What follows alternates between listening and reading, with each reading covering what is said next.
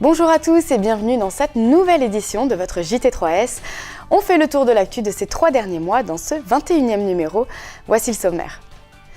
La période de Noël est lancée, toutes les structures du groupement s'affairent à entretenir l'esprit de Noël. Nous ferons le point sur toutes les animations. Les chantiers de la nouvelle boutique de l'ESAT de Sarrebourg ainsi que celui du réfectoire de l'ESAT de Sarreguemines sont terminés. Il est temps de découvrir le résultat. Les ESAT de Sarreguemines et de Sarrebourg ont démontré une fois de plus leur talent culinaire. Les deux équipes ont participé au concours Gourmande et ils ont obtenu de très bons résultats. Je vous dis tout dans un instant. Le groupement 3S assiste à un changement démographique puisque de nombreux salariés partent en retraite. Pour les aider au mieux à anticiper ce changement de vie, des journées de préparation à la retraite ont été organisées pour les salariés. Justement, pour pallier à ces départs, le groupement recrute de nouveaux salariés. Il est donc important de les intégrer au mieux. C'est d'ailleurs l'objectif des journées d'intégration organisées 2 fois par an. Et enfin, on s'intéressera au partenariat créé entre l'ESAT de Sarreguemines et la maison de retraite Sainte-Marie. Les fêtes de fin d'année approchent et bien sûr, le groupement s'est mobilisé pour fêter cela comme il se doit. Entre marché de Noël, décoration des établissements et vente d'objets déco et cadeaux, la période est très chargée. On fait le tour des événements de Noël au groupement 3S. Ce qui ouvre les fêtes de fin d'année, ce sont tout d'abord les marchés de Noël. À Sarreguemines, le marché de Noël de l'IME a eu lieu. Le public accueilli en musique a été séduit par les nombreux produits proposés à la vente. Composition de bougies, objets déco, accessoires et autres gourmandises, chacun pouvait trouver de quoi faire plaisir ou se faire plaisir. L'ESAT de Sarrebourg a lui aussi lancé son marché de Noël, un marché fleuri avec ses nombreuses fleurs de Noël, composition et couronne de l'Avent. Une démonstration de découpe d'objets en bois était proposée au public, l'occasion de découvrir le savoir-faire de l'ESAT. Pour le repas de midi, c'est la choucroute qui a réchauffé les corps.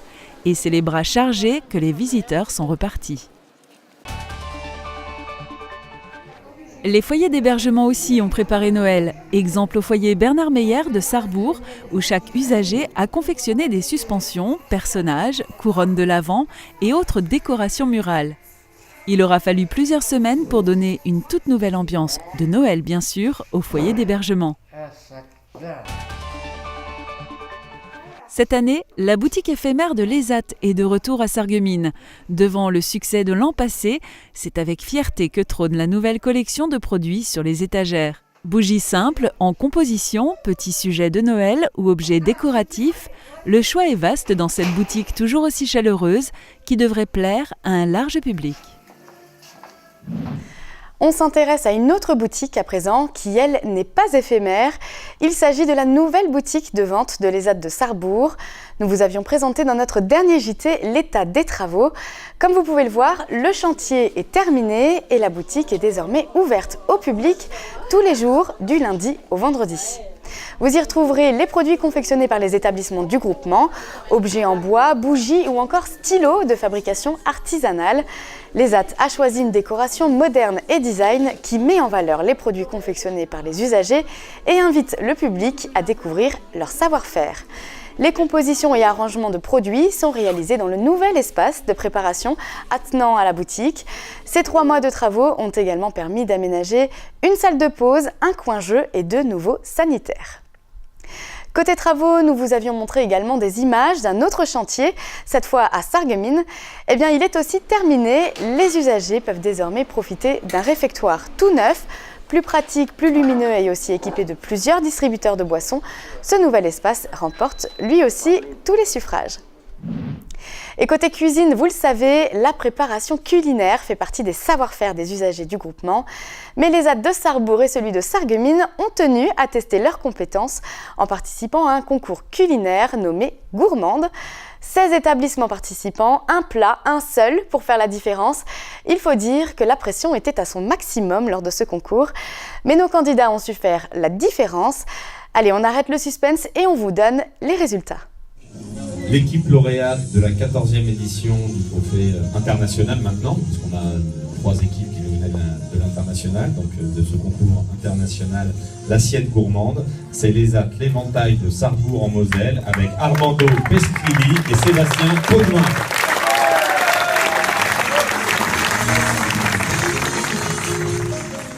Ils sont sur la première marche du podium.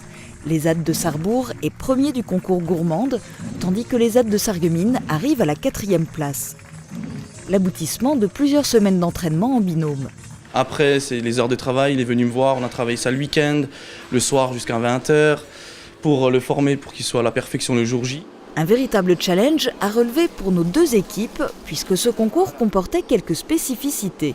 Au départ, il y avait 3 produits imposés, la cuisse de volaille désossée farcie, à farcir, le fenouil en 2 façons, et la pomme de terre, la julienne des sables. Alors avec ça, il fallait faire une assiette. Et le calamar, qui s'est rajouté 2 semaines avant le début du concours. Avec ça, Jean-Philippe il nous a fait une volaille désossée farcie à la Mirabelle, une gaufre de pommes de terre avec un appareil à Kronberg-Keschle comme on dit chez nous, et des légumes dessus. Voilà. Et pour le clou final, il a mis un verre sur sa volaille qu'on a fumé, et voilà pour le spectacle. Une expérience que les deux équipes ne sont pas prêtes d'oublier. D'ailleurs, pour l'équipe de Sarreguemines, la 4e place a quand même un goût de victoire. J'ai réussi un but que je voulais faire depuis pas mal d'années. Pour moi, c'est une fierté d'avoir emmené un des ouvriers de l'ESAT, un garçon que je connais depuis qu'il est né, l'avoir emmené là-bas, l'avoir fait gagner. Pour moi, il a gagné. Quoi qu'il arrive, il a gagné. Il avait la tête dans les étoiles. Il n'a peut-être pas touché la lune, mais il avait la tête dans les étoiles. Avec leur trésor de volaille aux saveurs lorraines, Armando Pescrilli et Sébastien Potvin ont fait la différence et arrivent à la première place du concours. L'effet de surprise et l'émotion les ont envahis à l'annonce des résultats. Honnêtement, on s'y attendait pas, Sébastien, franchement. Sache qu'aujourd'hui je suis fier de toi. Tu as quand même mérité d'avoir cette première place. Et je suis aussi content pour notre établissement, pour tous les ESAT de France et pour toutes les personnes qui sont là. Durant ces 2 jours, c'était pas facile, mais voilà, c'était beau. Les grands gagnants du concours ont été invités dans les cuisines de l'Élysée par le chef Gomez en personne. La rencontre est prévue pour le début d'année prochaine. On vous donnera bien entendu des nouvelles dans notre prochain JT. C'est la fin de l'année, certains attendaient les vacances de Noël avec impatience, d'autres la retraite. C'est le cas de plusieurs salariés du groupement. Mais la retraite, ça s'anticipe. Ils ont pu avoir des réponses à leurs questions lors d'une journée de préparation à la retraite organisée à l'ESAT de Sarreguemines. On regarde. Le passage à la retraite, voilà un thème qui concerne tous les salariés du groupement. Une vingtaine d'entre eux a participé à une journée de préparation à Sarreguemines. Une journée bien complète pour aborder tous les aspects de ce changement de situation. Le matin, pendant 3h30, ils requièrent toutes les informations sur la législation au niveau de la retraite. Donc la retraite de base d'une part et la retraite complémentaire donc en deuxième partie. Puis l'après-midi, donc, nous procédons à une prévention santé, comment préparer le bien vieillir, comment préparer sa retraite et après, d'un point de vue un petit peu plus psychologique, comment se préparer au passage à la retraite, les conséquences et tout ce que ça va apporter au niveau après personnel, des loisirs, de la remise en question et du développement social qui peut en découler. Si le calcul des retraites de base et complémentaires font partie des questions les plus fréquemment posées, la vie de retraité nécessite pourtant une véritable organisation. La conseillère alerte donc les salariés sur l'importance du sommeil, d'une bonne alimentation, mais aussi de la conservation d'une activité physique.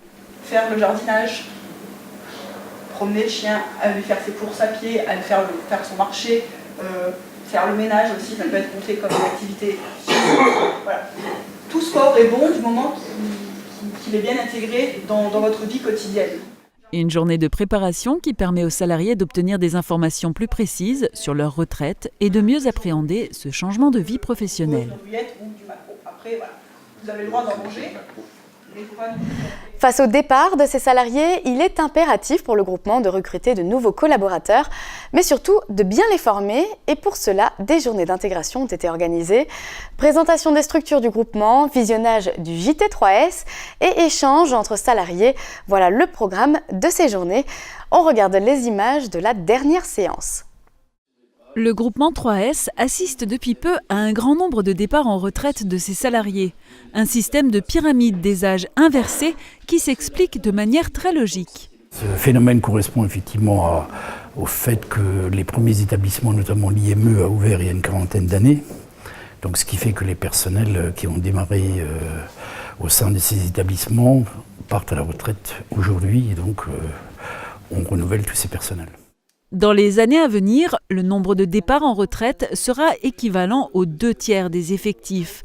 Pour compenser, le groupement 3S a dû recruter massivement cette année. Autre nécessité qui en découle, l'intégration de ces nouveaux arrivants lors de journées dédiées. Pour moi, il y a 2 utilités. Déjà, de leur expliquer où ils travaillent, première chose. Et la deuxième chose, là où c'est un grand intérêt, c'est que plusieurs salariés de différents établissements se rencontrent et peuvent échanger entre eux sur leurs pratiques, sur leur vie dans leur établissement. Donc, ce qui permet d'avoir une cohésion au sein du groupement 3S. 25 salariés étaient présents lors de cette journée d'intégration. Ils ont pu découvrir les structures du groupement, leurs collègues, le JT3S et poser leurs questions. Pour certains d'entre eux, l'intérêt était double, découvrir les spécificités du groupement, mais aussi faire découvrir la structure dans laquelle ils travaillent. Je fais partie d'une nouvelle structure qui s'appelle le SAMSA, donc c'est un service d'accompagnement médico-social pour adultes handicapés. Donc c'est une toute nouvelle structure du groupement qui vient d'ouvrir donc le 2 novembre. Donc cette réunion permet justement de faire connaître le service, nos missions et dans quel contexte on est amené à intervenir dans le secteur. Pour d'autres, la journée d'intégration semble avoir joué son rôle. Ça permet un peu de voir un peu ce qui se passe et le contexte dans lequel on va prendre des fonctions, parce que c'était un domaine que je ne connaissais pas, parce que j'étais avant en industrie, donc tout ce qui était social je ne connaissais pas, donc ça m'a permis d'avoir pas mal de connaissances et puis d'avoir des informations sur le site. Ça permet quand même d'avoir un regard plus objectif sur l'ensemble de l'association et oui, moi qui suis nouvelle, donc c'est intéressant. On s'intéresse maintenant au partenariat créé entre l'ESAT de Sarreguemines et la maison de retraite Sainte-Marie. Les usagers entretiennent depuis 20 ans les espaces verts de la maison de retraite. Pour officialiser ce partenariat, une action symbolique a eu lieu, la plantation de 4 arbres fruitiers. Directeurs d'établissement, élus et résidents de la maison de retraite étaient présents pour assister à ce moment historique.